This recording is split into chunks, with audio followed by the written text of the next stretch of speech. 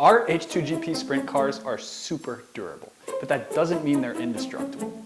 Follow these simple steps to make sure your sprint car doesn't end up like this sprint car.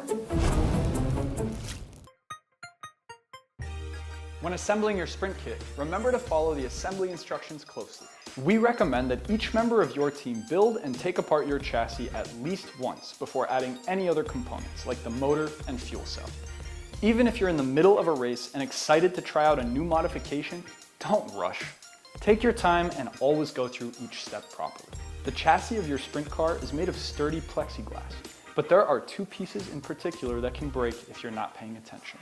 This slightly bendy piece on the central holder and the bottom hooks on the motor and tank holders. When you're assembling the chassis, make sure to always clip the back end of the holders in first. When you're disassembling the chassis, always use both your thumbs to pop the clips back out.